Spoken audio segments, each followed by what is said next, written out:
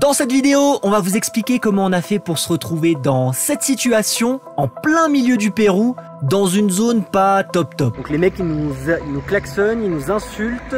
Et comme la dashcam a tout enregistré, vous allez pouvoir revivre exactement ce qu'on a vécu. Non, bah je sais pas. Putain, on est bloqué au pire endroit.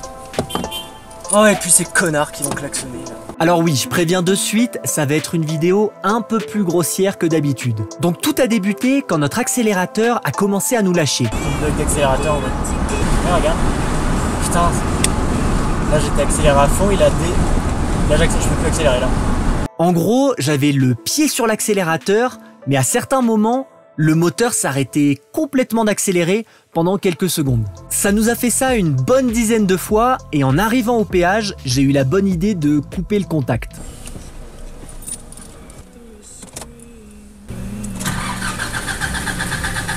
Oh putain. J'y crois pas, j'aurais pas dû enlever.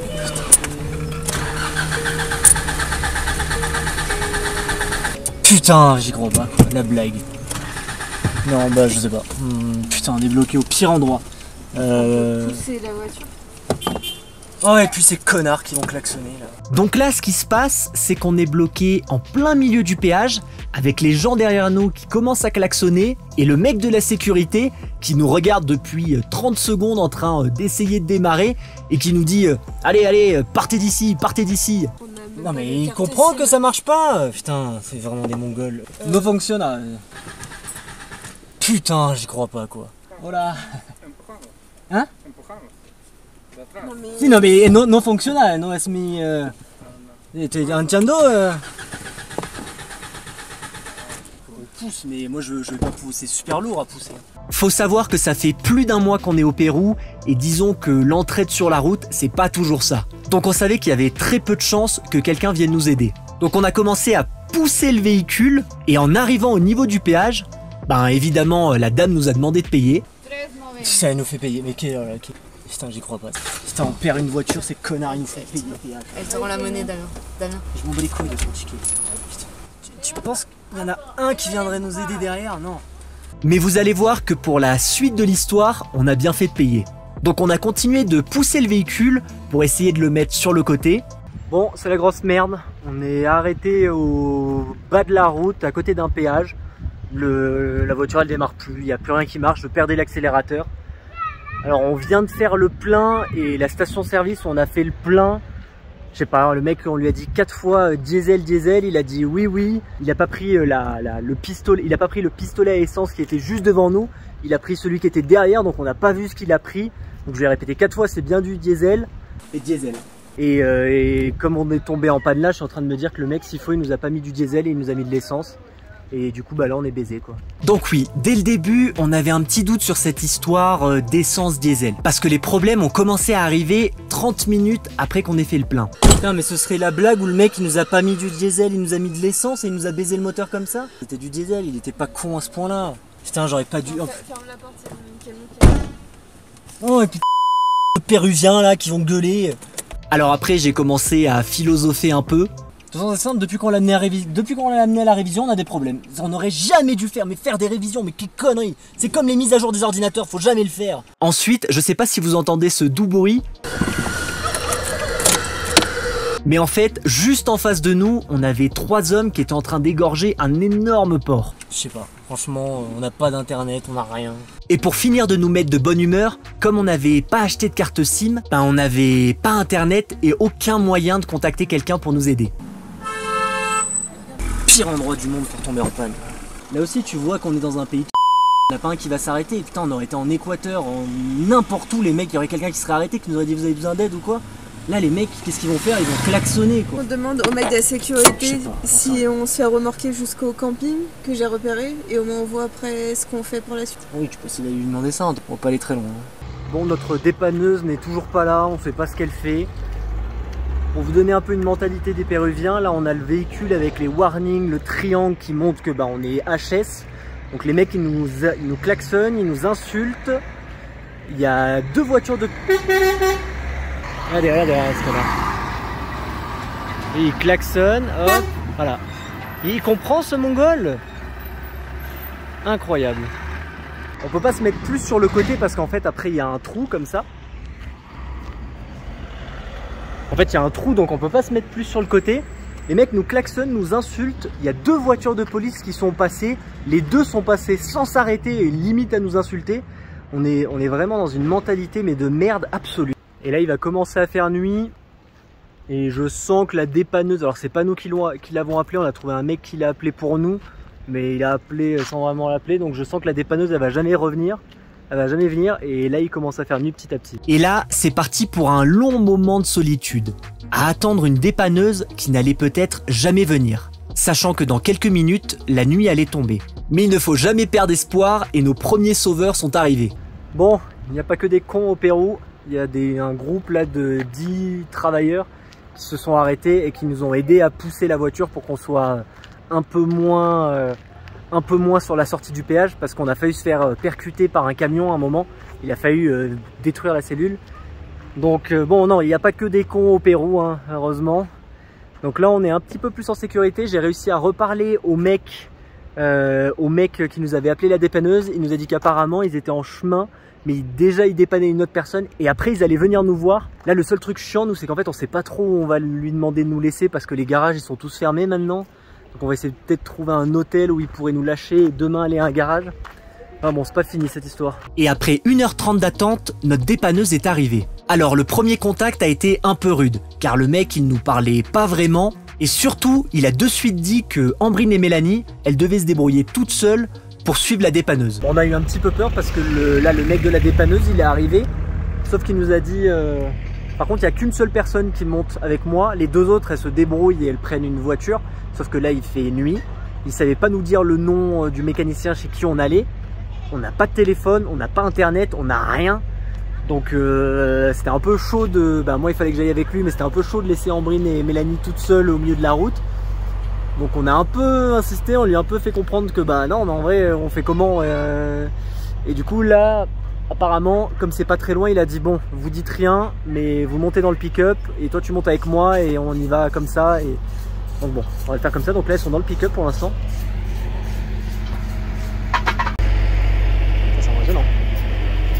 Oh putain. J'espère qu'il va aller doucement. Donc c'était bon. La première étape était terminée. Maintenant, il fallait trouver un garage. Le problème, c'est que comme il faisait nuit, la plupart des garages étaient déjà fermés. Bon du coup, moi je vais monter avec lui. Ambrine et Mélanie sont dans le pick-up. Et on va aller à un garage, mais il commence à faire... Il est tard là déjà. Je sais pas si le mec il va pouvoir faire ça maintenant. Hein. Du coup, notre dépanneur nous a déposé dans le premier qu'il a trouvé ouvert. Et là, faut bien comprendre que nous... Quand on est arrivé devant, on avait plus l'impression que c'était un vendeur de pneus qu'un mécanicien.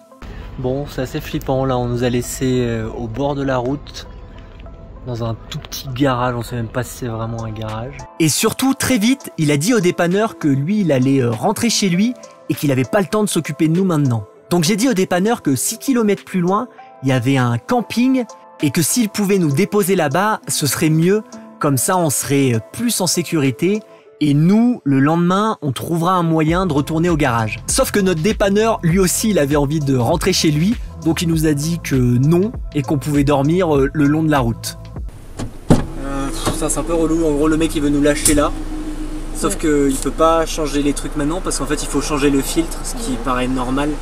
Mais... Il peut l'avoir demain. Oui, mais c'est-à-dire qu'on dort là ce soir. Oui. Mais Mélanie, elle peut peut-être avoir un hôtel. Il y a un hostel juste là-bas. Ah, ok. Ouais. Et demande si pour retirer de l'argent en Cagero ATM. Parce que je sais pas combien ça va nous coûter, mais on a plus trop de sous. J'ai pas trop envie de lui dire qu'on n'a pas de sous maintenant. Ah, oui, bon bah on se débrouillera. Bon, la bonne nouvelle par contre, c'est que comme il nous avait récupéré sur la partie payante de la route, comme on avait passé le péage, la dépanneuse, ça nous a rien coûté. Et ça tombait bien car on n'avait vraiment pas beaucoup d'argent et dans le village, il n'y avait aucun distributeur. Donc il nous a déposé là. Le garagiste a finalement voulu jeter un coup d'œil au moteur. Alors encore une fois, le premier contact a été un peu difficile parce qu'il me parlait pas vraiment. Il a commencé à goûter l'huile moteur. Après, il a démonté le filtre à gazole. Sauf qu'il a fait tomber un de ses outils dans le moteur et on l'a jamais retrouvé d'ailleurs. Et après lui avoir demandé s'il pensait que c'était bien un problème de carburant, il m'a regardé sans rien dire pendant 45 secondes. Et c'est long 45 secondes. en goûtant cette fois l'essence qu'il y avait dans le filtre à gazole. Et au bout d'un moment, il m'a dit « Peut-être, on verra ça demain ». Bon, il commence à travailler tôt au Pérou. 6 h du matin, le mec est venu toquer sur notre porte. Donc bon, la journée commence pas super bien parce qu'au final, il peut pas acheter le filtre. Comme on pense qu'on a mis de l'essence au lieu du diesel, enfin le mec de la pompe, on va vider le réservoir et remettre du diesel à la place. Et le mec, il avait dit, bah il faudrait changer aussi le filtre à gasoil parce qu'il y a de l'essence dedans. Et il m'avait dit qu'on pourrait l'acheter dans une petite supérette là, enfin dans un magasin là. Et au final il a appelé et il a dit qu'ils trouveraient pas, enfin ils l'auront pas, il n'y a pas de chance. Donc là ce qu'on va faire c'est que lui il va commencer à vider le réservoir. Moi je vais aller acheter 30 litres de diesel et il va laver le filtre avec le diesel et on va remettre du diesel et on va voir si ça marche. Là de toute façon on n'a pas trop de choix. Vraiment pas la meilleure nuit parce qu'on était au bord de la route toute la nuit, il y a des camions qui passaient, ça faisait trembler le véhicule. Bah voilà, il y en a encore un là. Bah, vous voyez comme c'est bruyant. Donc moi je vais aller chercher de l'essence.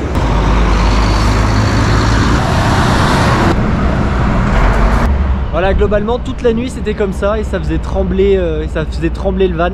Donc bon bah on espère vraiment que c'est ça le problème. Si c'est un autre problème ça va vraiment être chiant. Donc là lui je sais pas comment il va faire mais il va vider le réservoir et moi je vais aller acheter du diesel. Donc le mec il m'a donné un petit bidon d'essence. Et je crois que la station service elle est à 1 ou 2 km. Donc je vais me dépêcher avant qu'il commence vraiment les travaux. Bon c'est bon, j'ai récupéré mon essence, enfin mon diesel. Et du coup c'est bon, je suis sûr à 99% maintenant que l'autre il nous a mis de l'essence et pas du diesel.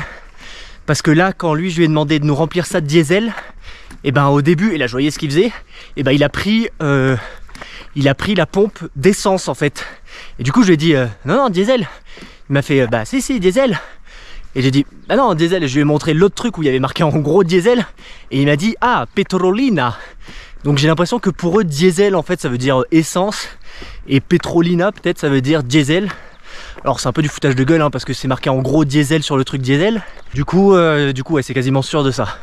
Là je vais peut-être essayer de faire du stop parce que c'est super lourd.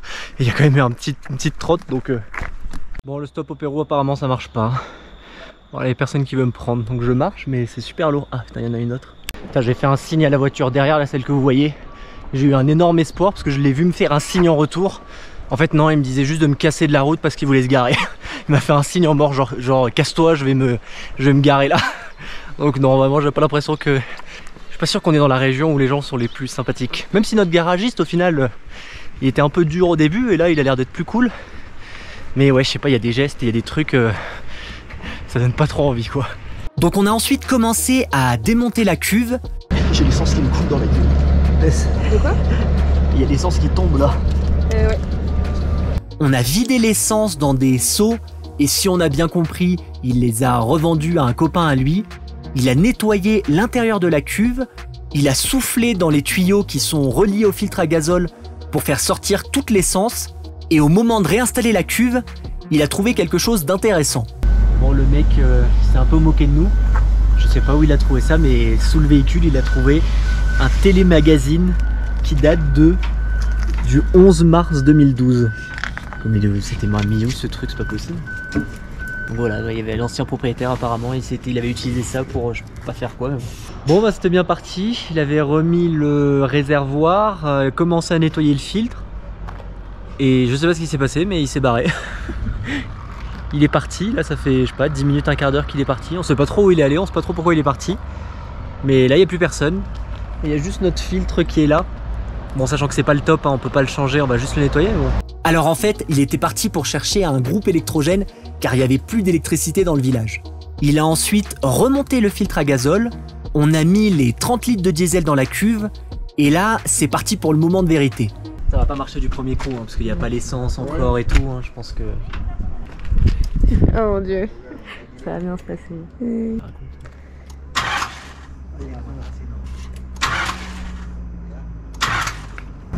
Je pense que c'est exprès. C'est fait exprès. Ah c'est pour mettre un peu, tu penses Je voulais juste en faire un petit peu. Ok. Oh là là. Il respect là.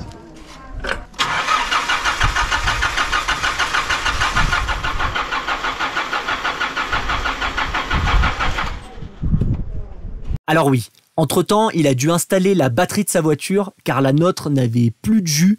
Et après encore 10 minutes d'essai, première petite victoire.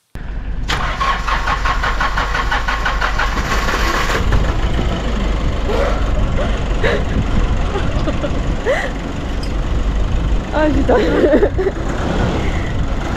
Eh bah.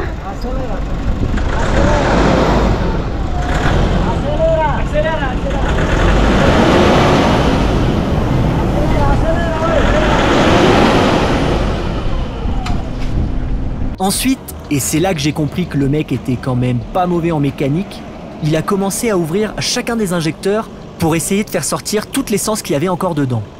Et après 10 minutes à faire ça, c'était bon. Notre moteur refonctionnait de nouveau. Et pour info, ces 4 heures de travail, ça nous a coûté seulement 50 €. Bon, la voiture a redémarré, bonne nouvelle. Par contre, alors on a loupé, on l'a pas filmé. Mais la première fois où il accélérait, en fait, c'était donc le fils qui fait les travaux et il y avait le père qui faisait les accélérations. Je sais pas ce qu'il a fait le père au début, mais il a accéléré mais à max, mais vraiment à max, de suite, non-stop. Donc il y a le fils qui criait stop, stop, moi je criais stop, mais le mec il comprenait pas et putain le moteur il a commencé à fumer, je me suis dit putain ça va prendre feu. Et là du coup il a tout ouvert, on laisse tourner un peu le moteur parce qu'il a dit qu'il y a peut-être des gaz qui se sont accumulés un peu, donc il laisse tourner le moteur ouvert avec là où lui a lui le moteur ouvert. Mais en tout cas la voiture a démarré, donc c'est bon signe pour l'instant. Et du coup c'était bien ça, c'était bien l'autre qui nous a mis de l'essence. On a ensuite repris la route pour aller faire le plein, sauf que... Bon, on a voulu retourner faire le plein cette fois pour avoir la bonne station, sauf que... Mais en plus ça marche, on voit de l'électricité. Sauf qu'il n'y a pas d'électricité apparemment, donc ils peuvent pas nous servir d'essence. Donc on va essayer d'aller jusqu'à la prochaine, mais on n'a pas beaucoup d'essence, donc ça serait con de tomber en panne d'essence maintenant. Alors heureusement, on a réussi à atteindre l'autre station, et cette fois, j'ai bien vérifié ce qu'ils nous mettaient. Bon, j'ai bien vérifié là, elle a bien pris le tuyau du diesel. Et elle par contre, elle appelait ça diesel. Donc je sais pas, peut-être on était, comme dit Ambrine, on était peut-être dans une ville où ils appelaient le diesel, c'est la première fois au Pérou que ça nous arrive, donc... Bon allez, on se réveille d'une bonne nuit de sommeil. Donc là quand on est arrivé dans ce camping, franchement ça nous a fait tellement du bien. Il y a une douche chaude, neuve, parfait avec de l'eau chaude. On a une vue sur la vallée, là on le voit pas mais il y a des glaciers. On a même des compagnons qui nous ont accueillis. Donc c'est sûr qu'entre hier où on se faisait insulter alors qu'on avait la voiture qui était pétée et aujourd'hui où on est dans un beau petit camping avec des chiens qui sont très affectueux. Hein, oui. Alors par contre il faut faire attention à ces chiens parce que Ambrine elle avait eu une guêpe qui était venue dans ses cheveux et je l'avais enlevé avec le talk bag et j'ai fait tomber le talk bag par terre et punaise bah lui là et il a chopé le talk bag et j'arrivais plus à le faire lâcher. Qu'est-ce qui se passe Ambrine? On t'a volé ton talk bag? Ouais mais il y a une guêpe à l'intérieur. Lâche. Mais c'est mon seul talk bag. Oh il est plein de baffes de chien en plus. Lâche. Lâche. En tout cas il est content, il bouge la queue. Mais c'est super. Brandon,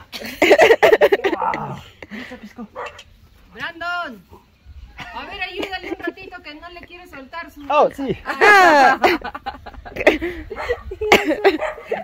Donc ça nous a fait du bien cette petite nuit de sommeil. Là on va en direction d'Ollantaytambo, si je le prononce bien. Ollantaytambo tu disais? Ollantaytambo. On a donc pris la direction d'Ollantaytambo. Tambo. On a donc pris la direction d'Ollantaytambo. On a donc pris la direction d'Ollantaytambo pour aller prendre notre train direction du Machu Picchu. Mais ça, vous le verrez dans le prochain épisode. Merci d'avoir regardé. N'oubliez pas de vous abonner, de mettre un petit commentaire. Et à la prochaine vidéo. Ciao. Tu dis au revoir, Ambrine? Ciao.